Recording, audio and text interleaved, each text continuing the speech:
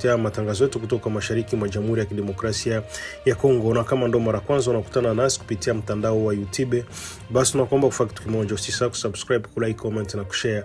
Wafaransa wanasemaga kujabone kwa vile vile na kupartager. Na kama tayari umeshafanya hivyo, basi acha tuendelee kusema asante sana. Nia na mazumuni yetu ni kisha tunakuletea habari sahihi zenye kuaminika tena kwa muda muafaka. Wa taarifa zetu za asubuhi ya leo ya tarehe 2 mwezi wa 7 mwaka 2025. Mapema ya Jumanne Julai tarehe 1, takriban watu 20, wengi wao wakiwa vijana, walikamatwa na waasi wa M23 katika mji wa Sake, kilomita 24 kutoka mji wa Goma katika eneo la Masisi, Kivu Kaskazini. Operesheni hii ya kuziba ilisababisha vijana wawili kujeruhiwa kwa kupigwa risasi walipojaribu kukimbia. Maelezo ya operesheni: kuanzia saa 5 asubuhi waasi walizingira vitongoji vya Moske, Virunga, Bikali na Ndolero. Walilazimisha mamia ya wakazi wakiwemo vijana, watu wazima na wazee kuondoka majumbani mwao na kwenda kwenye uwanja wa michezo wa eneo hilo kwa ajili ya ukaguzi wa vitambulisho. Mwisho wa ukaguzi huo, watu 20 walikamatwa kwa wadai wakuwa wanahusiano na jeshi la Jamhuri ya Kidemokrasia ya Kongo, wazalendo au waasi wa kituo cha FDLR, wakiaminishwa hadi Goma, lakini hakuna taarifa huru zinazodhibitisha hali halisi ya kuzuiliwa kwao. Hatari kwa wakazi. Hii operesheni ya 8 ya aina hii katika eneo hilo ya waasi wanaitetea kama jibu la kuongezeka kwa ukosefu wa usalama na harakati za waasi wenye silaha. Hata hivyo, hatua hizi za mara kwa mara zinasababisha hofu na mchakato miongoni mwa wakazi. Tangu kuanza kwa operesheni hizi za uzuio katika maeneo ya Sake na Kimoka, karibu watu 18 wameripotiwa kukamatwa na kutuhuma za kushirikiana na makundi yanayopigana. Mashirika ya haki za binadamu ya ndani yameeleza wasiwasi mkubwa kuhusu hali ya kukamatwa huku. Wanaogopa dhuluma, kuzuiliwa kiolela na hata kushambuliwa kwa uadilifu wa kimwili na wale waliokamatwa, hasa ikizingatiwa kuwa upatikanaji wa taarifa huru ni mdogo sana. Misinga, wilaya ya Walikale. Wasiwasi umetanda katika eneo la Walikale, Kivu Kaskazini, kufuatia na kutekwa nyara kwa makamanda wawili wa kundi la waasi wa M23 na wanamgambo wa wazalendo usiku wa Jumapili kuamkia Jumatatu Juni tarehe 13. Tukio hilo liliripotiwa kwa mara ya kwanza na Actualite.cd kutokana na vyanzo vya ndani, limethibitishwa na vyanzo vingine vya habari vya ndani.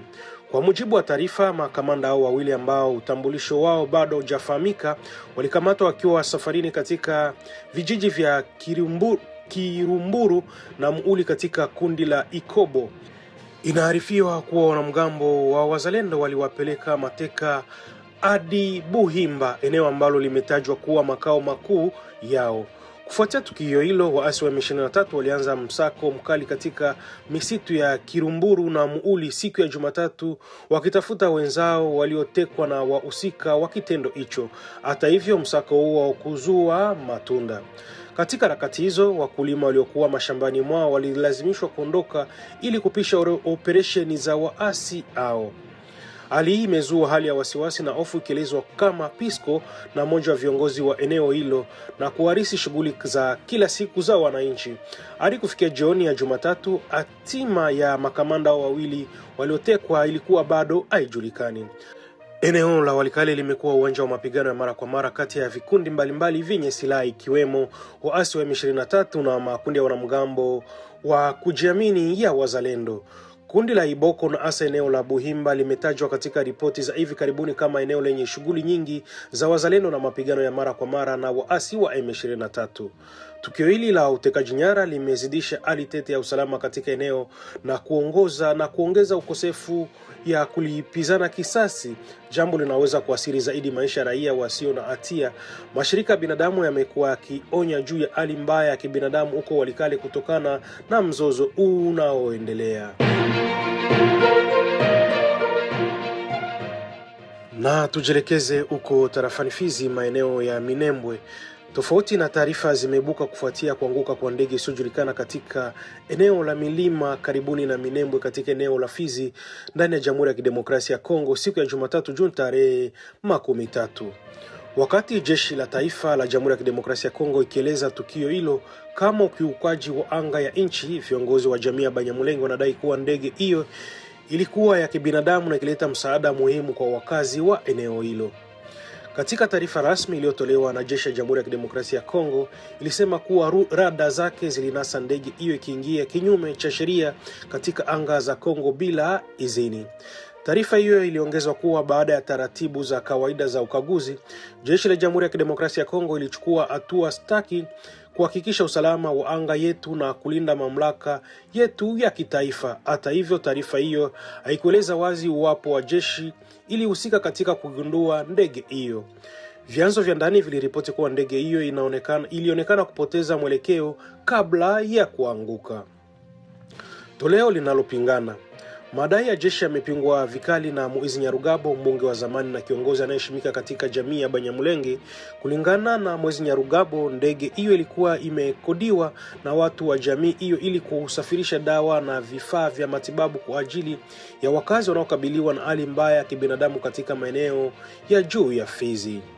Hata hivyo, msimamo huo umekataliwa na mkuu wa eneo la Fizi, Sami Badibanga. Alisisitiza kuwa michakato yote ya utoaji msaada wa kibinadamu ufuatia njia rasmi zilizoidhinishwa na zinahusisha mashirika kama Kamati ya Kimataifa ya Msalaba Mwekundu, Madaktari wa Dunia, Médecins du Monde na ofisi za afya za eneo. Bidhaa zote za dawa hupitia kituo cha utawala cha Fizi. Hakuna usafirishaji wa moja kwa moja kwenda Minembwe unaoweza kufanyika nje ya utaratibu huo, alifafanua Sami Badibanga, mkuu wa tarafa la Fizi. Hadi sasa uchunguzi katika eneo la tukio bado unaendelea. Vyanzo vya habari kutoka Minembwe vinathibitisha kuwa mabaki ya ndege hiyo yapo katika eneo la mbali la milimani na bado hajafahamika utambulisho wa marubani, idadi ya watu waliokuwemo wala asili kamili ya shenehena iliyokuwemo. Tukio hili linaendelea kuzua maswali mengi, huku pande mbili zinatoa maelezo yanayokinzana.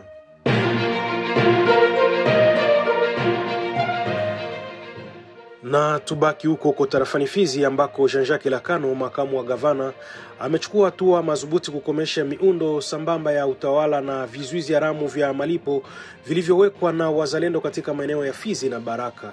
Hatua hizi zinalenga kuimarisha mamlaka ya serikali za mitaa na kurejesha utaratibu. Akiwa katika ziara yake rasmi na ujumbe wa mkoa, makamu wa gavana Elakano alifanya mkutano na waandishi wa habari Jumapili Juni tarehe 29. Kabla ya hapo, kikao cha baraza la usalama la mitali kilifanyika kikilenga kuimarisha mamlaka ya serikali. Katika kikao hicho, maazimio makuu matatu ilipitishwa kwa kauli moja katika ukumbi wa baraza la vijana mjini Baraka. Moja, kukomeshwa kwa magereza na sehemu zote za kuzuiliwa zilizoshikiliwa na wazalendo. 2, kukomeshwa na kwa utawala sambamba unaoendeshwa na wazalendo. Na 3, kuondolewa kwa vikwazo vyote vya malipo haramu vilivyowekwa na wazalendo isipokuwa vizuizi vya usalama vinavyotambulika rasmi. Ili kuhakikisha utekelezaji na azimio haya, kamati ya ufuatiliaji imeundwa. Kamati hiyo inaongozwa na kaimu meya Mbisha Mlongelwa na inaundwa na wajumbe wa baraza la mkoa pamoja na watumishi wa kujitolea wa ulinzi wa taifa. Makamu wa gavana alihudhuria ibada katika kanisa la Free Methodist parokia la Baraka, ambapo alitoa mifuko kadhaa ya simenti na msaada wa kifedha kwa ajili ya mradi wa ujenzi unaoendelea. Radio Communautaire Kivu RCK pia ilinufaika na mchango wa mifuko 16 za simenti kwa ajili ya ujenzi wa jengo lake la utangazaji na ofisi za utawala.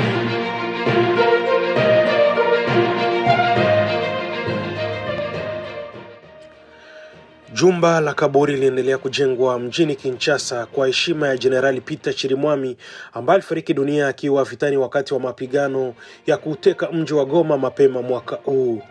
Jenerali Peter Chirimwami alipoteza maisha akiwa mstari wa mbele na silaha mkononi. Kwa mujibu wa vyanzo vya jeshi, sherehe kubwa na za azi juu ya zimepangwa ili kumwenzi Jenerali Peter Chirimwami na kumuita kwenye orodha ya mashujaa wa kitaifa kama vile Kabila na Lumumba. Inafaa kukumbukwa kwamba mwili wa aliyekuwa gavana wa jimbo la Kivu Kaskazini umekuwa ukihifadhiwa katika chumba cha kuhifadhi maiti cha hospitali ya kijeshi mjini Kinshasa tangu kifo chake, huku kisubiri mazishi.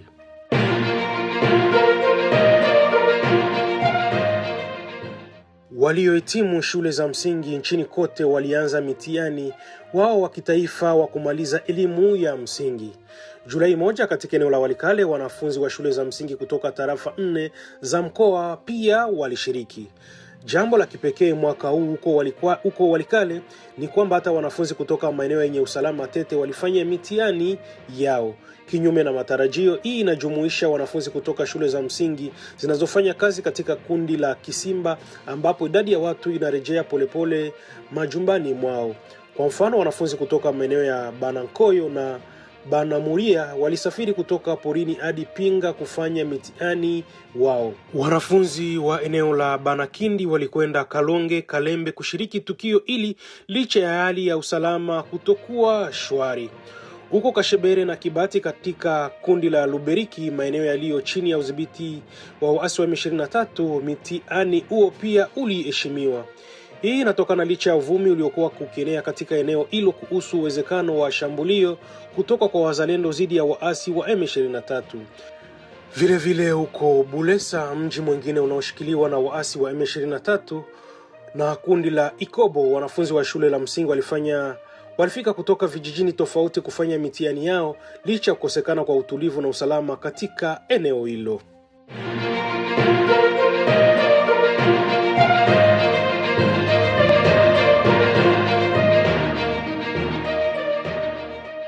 Na ni kupitia taarifa hizo ndipo tunahitimisha taarifa yetu ya asubuhi ya leo ya tarehe 2 mwezi wa 7 mwaka 2025.